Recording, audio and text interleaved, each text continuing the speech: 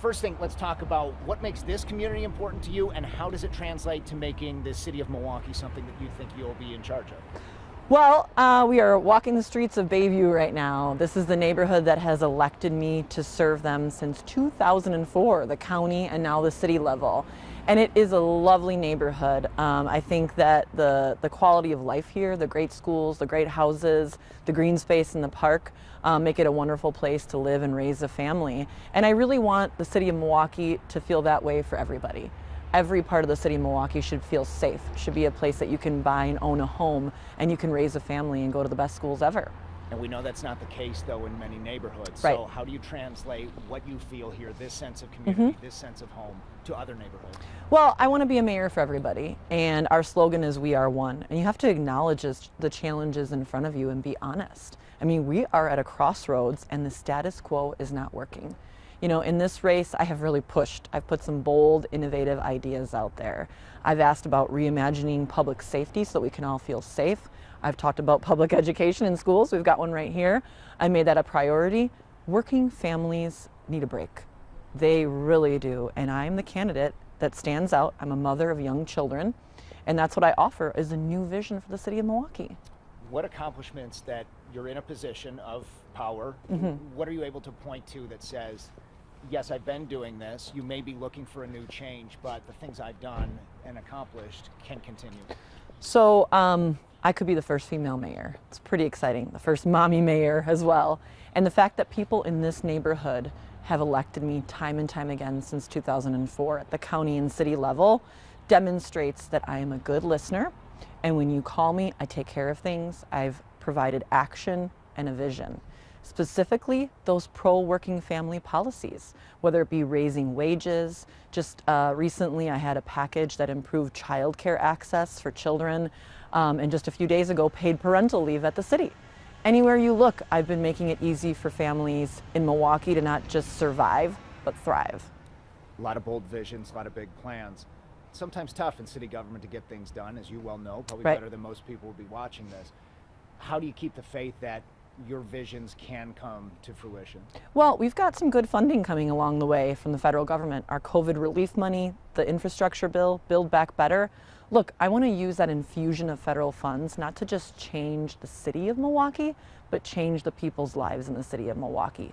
I've demonstrated that I can build a coalition and get things done. I've been a very prolific legislator. I'm a problem solver, and I think that's what we need. We need a planner, someone who's got vision to lead city government.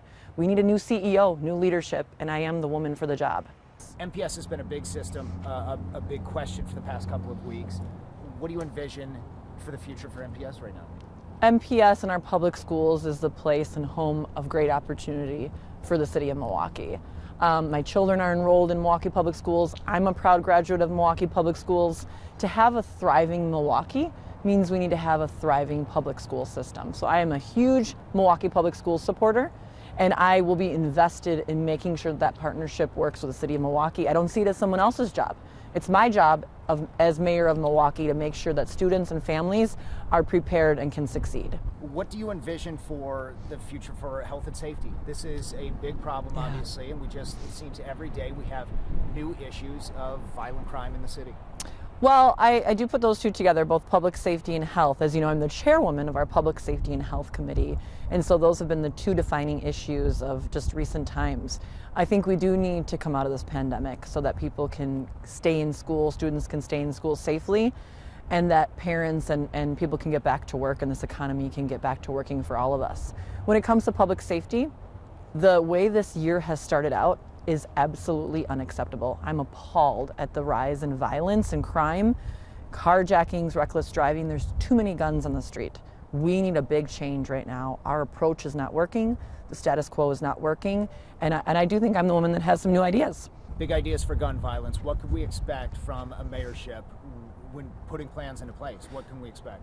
So what I've called throughout this election, what I've called for throughout this election is a real aggressive investment in violence prevention. It costs less money and saves lives, and it's less hurtful to people when we can prevent violence from ever happening. You know, I authored an amendment, $16.8 million for the Office of Violence Prevention. When I'm elected mayor, we will aggressively implement immediately the Blueprint for Peace. This is a proven method to reduce violence in our community.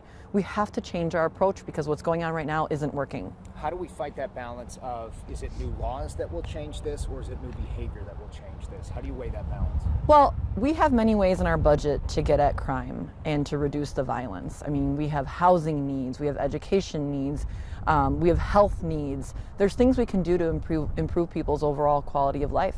When it comes to reckless driving in particular, we know that it's been juveniles that have been the majority. I've called for universal free driver's education for every child in MPS that is of age. I have those types of ideas and plans.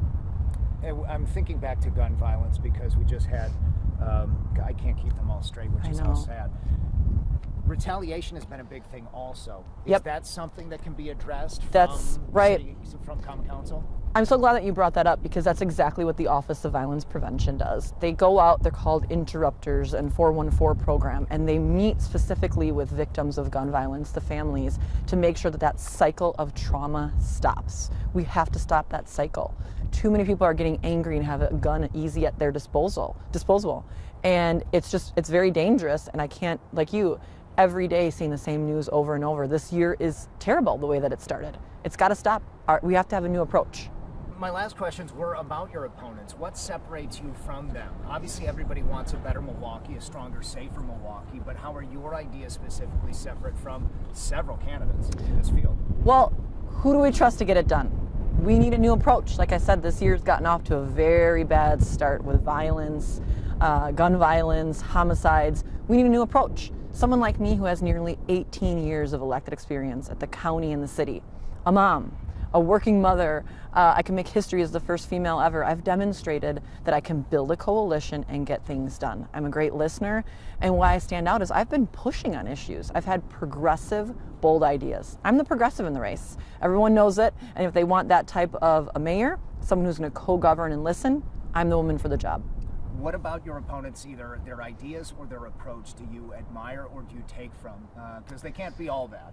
Well, I think that we all share my love for Milwaukee. We all love this city, but we also know that there's great challenges. I mean, whenever I travel, I always miss this place, and I come back and think about how much work we have to do. And so everyone that's running, they've gotten their name on the ballot. They have people that are supporting them. But I do think we all are a little bit different. We offer different approaches. So I think they're all great, hardworking people, but I do think that I stand out as the best choice. My last question for you is, how do we measure success if and when you are in office? What do you look for? What do you look to prove to people a year later saying this is successful? Well, many of the programs that I've already instituted and policies that I've had adopted come with metrics. And I think, elections are metrics. It's a way whether you get elected or reelected. I think that I'll be accessible. I'll be a great listener. It won't only happen during election time. It'll be an open door. I'll be out in the community. You'll see me at all times, listening sessions. We've got a lot of work to do. And then if we are lucky enough to be elected, there's another election 2 years from now. And so one last point I want to make why I stand out is in my policies, there's a lot of defense and offense. Milwaukee's constantly being attacked. And I'll give you one example on democracy. I think this is really important as we stand close to a polling location for Tuesday. Republicans in Madison are constantly attacking the city of Milwaukee. And I've been really bold in this race to speak out against it, that I'm not going to stand for it. I refuse to be bullied. It's what I tell my children too.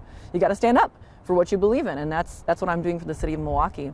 And so our democracy is under attack. And I'm someone who's been really bold about not just defending the attacks to democracy, but expanding them. I've been talking about making Election Day a holiday, guaranteeing an increase in voter turnout in the next 2 elections for the city of Milwaukee. So I have a plan to actually do things quite differently.